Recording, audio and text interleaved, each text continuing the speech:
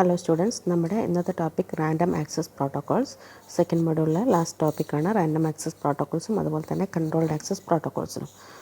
Random access പ്രോട്ടോക്കോൾസിൽ നിങ്ങൾക്ക് പഠിക്കാനുള്ളത് അലോഹ പ്രോട്ടോക്കോളും അതുപോലെ തന്നെ CSMA പ്രോട്ടോക്കോൾസാണ്. കൺട്രോൾഡ് ആക്സസ് പ്രോട്ടോക്കോൾസിൽ നിങ്ങൾക്ക് പഠിക്കാനുള്ളത് പോളിംഗ് എന്ന് പറഞ്ഞ പ്രോട്ടോക്കോളാണ്.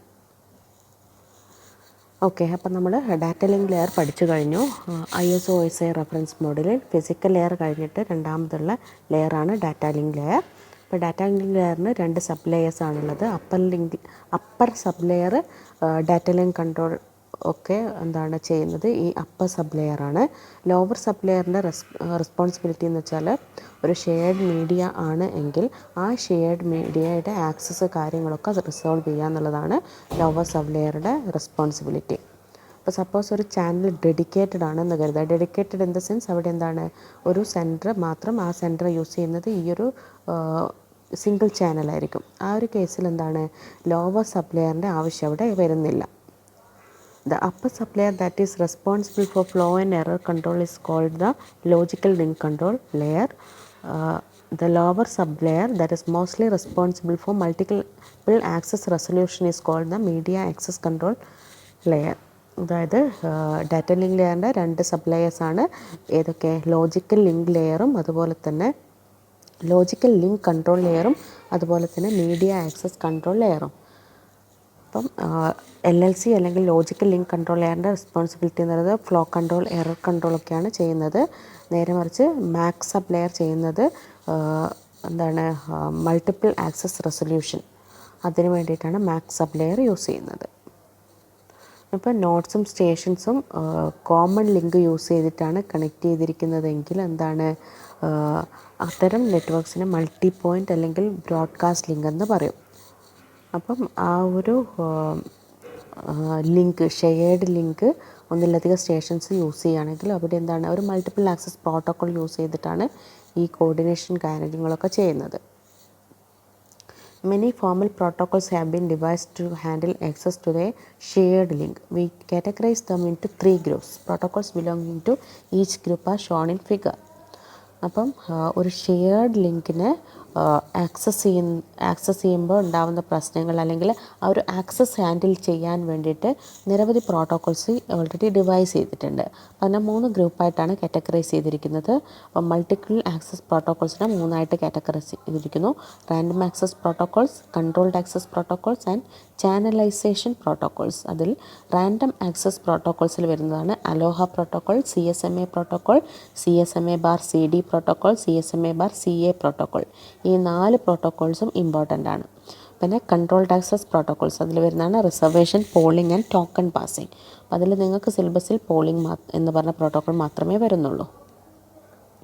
Random access.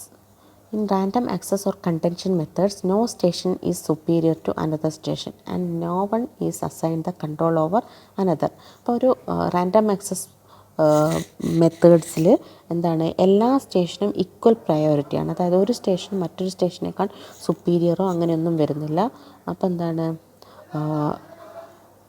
no one is assigned the control over another. 2 features give this method its name. First, there is no scheduled time for a station to transmit.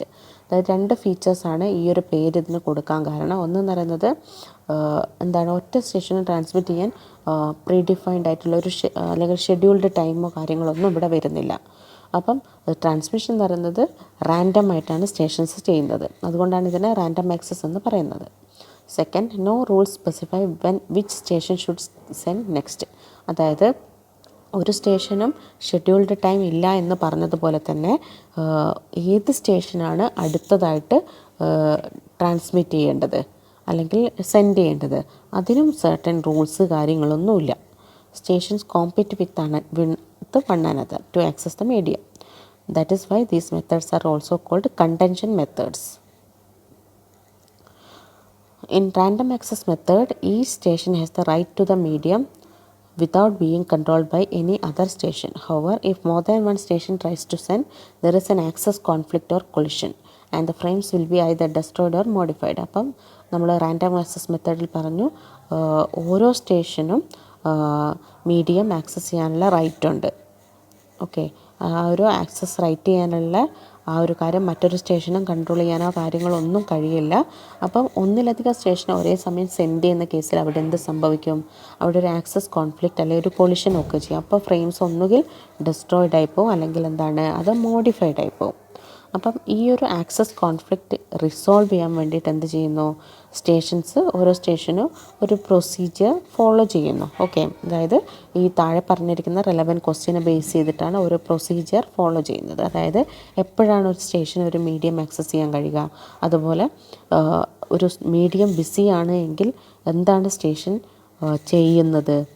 ചെയ്യേണ്ടത്, അതുപോലെ തന്നെ how can the station determine the success or failure of the transition, what can the station do if there is an access conflict. ഇതൊക്കെയാണ് ഒരു shared medium access ചെയ്യുന്ന സമയത്ത് വരാവുന്ന possible questions. അപ്പം the random access methods evolve from a very interesting protocol known as Aloha, which used a very simple procedure called multiple access. അപ്പം അതിന് വേണ്ടിയിട്ടാണ് അലോഹ protocol use ചെയ്യുന്നത്. ഈ അലോഹ വർക്ക് ചെയ്യുന്നത് ഒരു മൾട്ടിപ്പിൾ ആക്സസ് പ്രൊസീജിയറിനെ ബേസ് ചെയ്തിട്ടാണ്. ALOHA protocols very very important question ആണ് അലോഹ പ്രോട്ടോകോൾസ്. രണ്ടെണ്ണമാണ് അലോഹ പ്രോട്ടോകോളിൽ വരുന്നത്. അപ്പോൾ എങ്ങനെയാണെന്നുള്ളത് നോക്കാം. ദ ഏർലിയസ്റ്റ് റാൻഡം ആക്സസ് മെത്തേഡാണ് ALOHA. Was developed at the University of Hawaii in early 1970. It was designed for a radio LAN, but it can be used on any shared medium. And it is obvious that there are potential collisions in this arrangement. ഇതിലും എന്താണ് collisions ഉണ്ടാവാം. The medium is shared between the stations. When a station sends data, another station may attempt to do so at the same time. The data from the two stations collide and becomes garbled.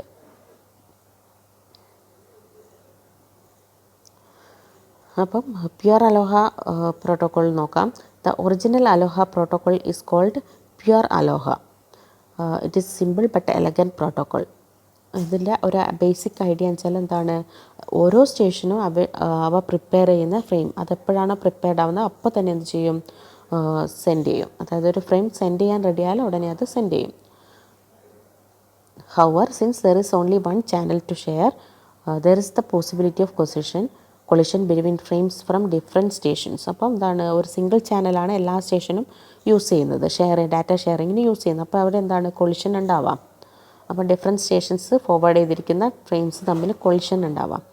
അപ്പം pure അലോഹയുടെ throughput എന്ന് പറയുന്നത് അതിൻ്റെ ഒരു equation S=G × E⁻⁻²G. അപ്പോൾ ഇതിൻ്റെ ഒരു maximum throughput value S max എന്ന് പറയുന്നത് 0.184 അല്ലെങ്കിൽ 18.4% എന്നും ചോദിക്കാം. ഈ ഒരു കാര്യം ബൈ ഹാർട്ട് ചെയ്ത് വെക്കുക, പരീക്ഷയ്ക്ക് എപ്പോഴും ചോദിക്കാറുണ്ട്. Maximum throughput S max 0.184. അതെപ്പോഴാണ്? ജിയുടെ വാല്യൂ 1/2 ആകുമ്പോൾ. ഇക്വേഷൻ S=G × E⁻⁻²Gയിൽ ജിയുടെ വാല്യൂ 1/2 ആകുന്ന കേസിൽ S max നമുക്ക് കിട്ടുന്നു. പ്യുർ അലോഹയുടെ ഒരു എക്സാമ്പിളാണ് ഈ ഡയഗ്രത്തിൽ കൊടുത്തിരിക്കുന്നത്. ഇവിടെ 4 സ്റ്റേഷൻസ് ആണുള്ളത്. അപ്പോൾ ഓരോ സ്റ്റേഷനും എന്താണ്, 2 ഫ്രെയിം വീതം അയക്കുന്നു. അപ്പോൾ ടോട്ടൽ 8 ഫ്രെയിംസാണ് ഈ ഒരു ഷെയ്ഡ് മീഡിയത്തിൽ വരുന്നത്. അപ്പം ഇതിൽ ചില ഫ്രെയിംസ് കൊളിഷൻ്റെ ഭാഗമായിട്ട് കൊളൈഡ് ആവുന്നു. അതായത് ഷെയ്ഡ് ചാനലിൽ ഒരേ സമയം മൾട്ടിപ്പിൾ ഫ്രെയിംസ് വരുന്നതുകൊണ്ട്. അപ്പോൾ നമുക്കിതിൽ നോക്കിയാൽ മനസ്സിലാവും, 2 ഫ്രെയിംസാണ് ഈ കൊളിഷൻ സർവൈവ് ചെയ്യുന്നത്.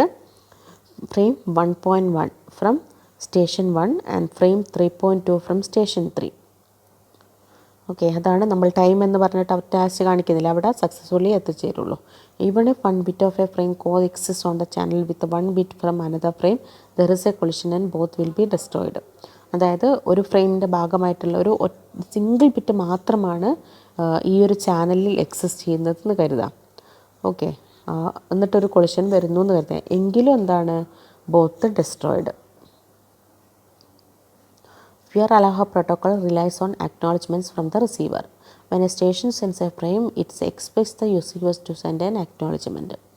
അപ്പം ഈ അക്നോളജ്മെൻറ്റ് ഒരു ടൈം ഔട്ട് പീരീഡിന് ശേഷം എത്തിച്ചേരുന്നില്ല എങ്കിൽ എന്താണ്, സ്റ്റേഷൻ ഈ ഫ്രെയിം ഡിസ്ട്രോയിഡ് ആണെന്ന് അസ്യൂം ചെയ്തിട്ട് ഫ്രെയിം റീസെൻഡ് ചെയ്യും. കൊളിഷനിൽ 2 or more stations always involved ആവാം. If all these stations try to resend their frames after the timeout, the frames will collide again. അതായത് ഈ സ്റ്റേഷൻസ് പിന്നെ റീസെൻഡ് ചെയ്യാണ് ഫ്രെയിംസ്. അതൊരു സ്പെസിഫിക് ടൈം ഔട്ട് പീരിയഡിന് ശേഷം എല്ലാവരും ഒരുമിച്ച് തന്നെയാണ് ചെയ്യുന്നതെന്ന് കരുതാം. അങ്ങനെയാണെങ്കിൽ ഫ്രെയിംസ് അഗെയിൻ എന്താണ് കൊളൈഡ് ചെയ്യപ്പെടും.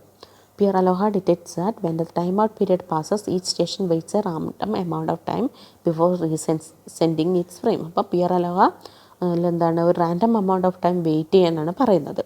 ഈ ഒരു റാൻഡംനെസ് എന്ത് ചെയ്യും, മോർ കൊളിഷനിൽ ഉണ്ടാക്കുന്നതിൽ നിന്ന് ഹെൽപ്പ് ചെയ്യും. അതുപോലെ അതിന് പറയുന്നവരാണ് called this time the back off time TB. Slotted അലോഹ.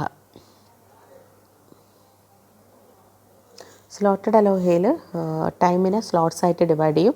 എന്നിട്ട് ഈ സ്റ്റേഷൻ എന്താണ് ഓരോ ടൈം സ്ലോട്ടിൻ്റെ ബിഗിനിങ്ങിൽ മാത്രമാണ് അയക്കാൻ പറ്റുള്ളൂ. അപ്പോൾ അതിന് ഒരു എക്സാമ്പിളാണ് ഫിഗറിൽ കൊടുത്തിരിക്കുന്നത്. സ്ലോട്ടഡ് അലോഹയിലെ ഫ്രെയിം കൊളിഷൻ്റെ പിക്ചറാണ് കൊടുത്തിരിക്കുന്നത്. Okay, 4 station.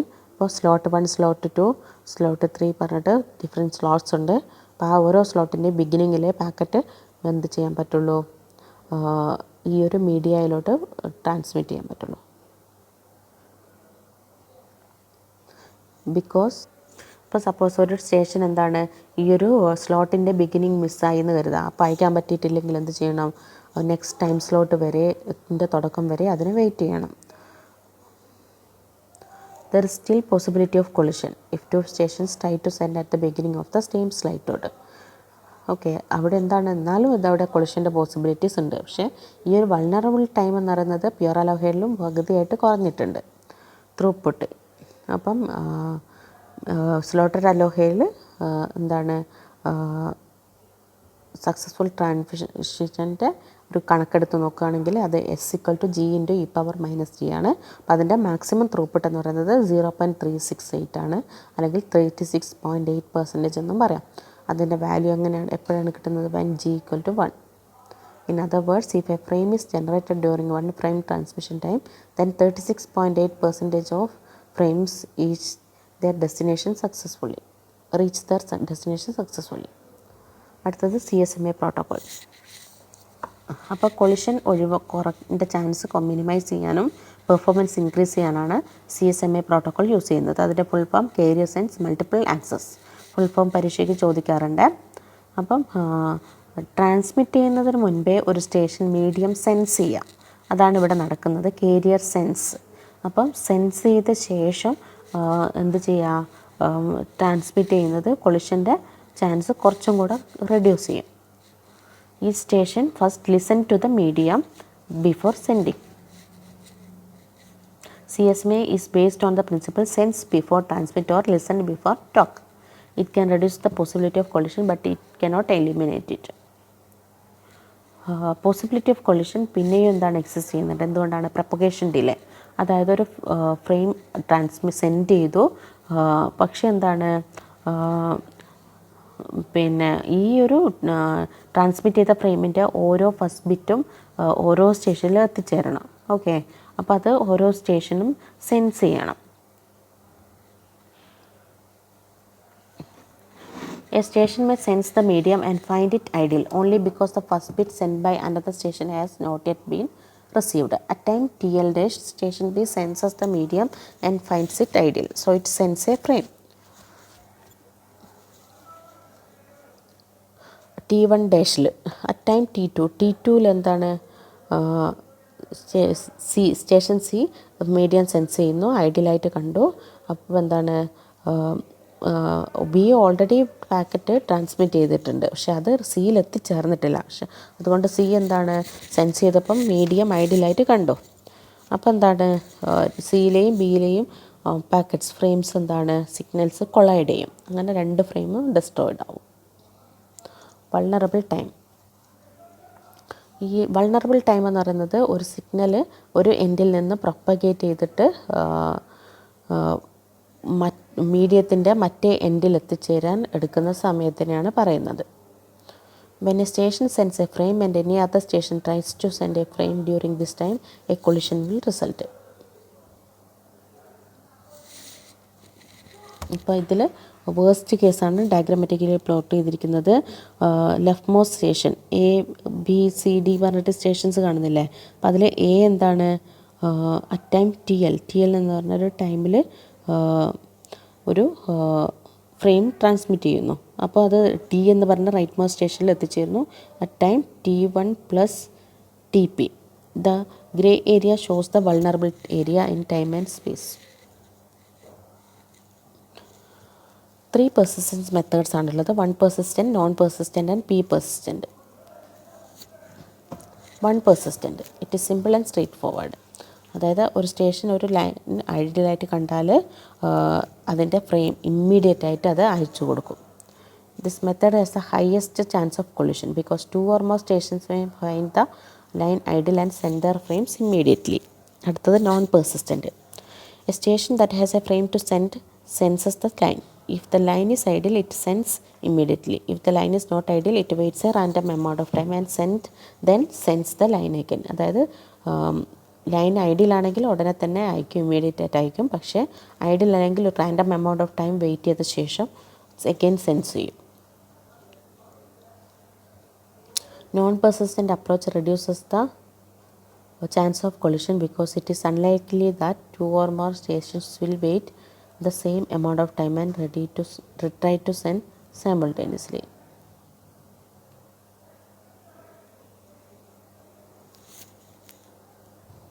P persistent method is used if the channel has time slots with a slow duration equal to or greater than the maximum propagation time. അപ്പം ഒരു സ്റ്റേഷൻ ഒരു ഐഡിൽ ലൈൻ ചാനൽ കണ്ടാൽ എന്താണ് with probability value of P station sense it frame. പക്ഷേ probability value Q = 1 - P station waits for the beginning of the next line slot and checks the line again. അപ്പോൾ line ഐഡിയലാണെങ്കിൽ goes to step 1, line busy ആണെങ്കിൽ it acts as though a collision was occurred and uses the back off procedure. അടുത്തത് CSMA with collision detection. Station എന്ത് ചെയ്യും? Medium monitor ചെയ്യും. എന്നിട്ട് എന്താണ്, monitor ചെയ്ത ശേഷം ഫ്രെയിം ട്രാൻസ്മിറ്റ് ചെയ്യും. എന്നിട്ട് ട്രാൻസ്മിഷൻ സക്സസ്ഫുൾ ആണോ എന്നുള്ളത് ചെക്ക് ചെയ്യും. അപ്പം സ്റ്റേഷൻ ഫിനിഷ് ചെയ്ത ശേഷം കൊളിഷൻ ഉണ്ടെങ്കിൽ ഫ്രെയിം എന്താണ് എഗെയിൻ സെൻഡ് ചെയ്യുകയാണ് ചെയ്യുന്നത്. Here, when uses CSMA/CD, the first bits transmitted by the 2 stations involved in the collision. Although each station continues to send bits in the frame until it detects the collision, it is shown when the first bits collide. Stations A and C are involved in the collision.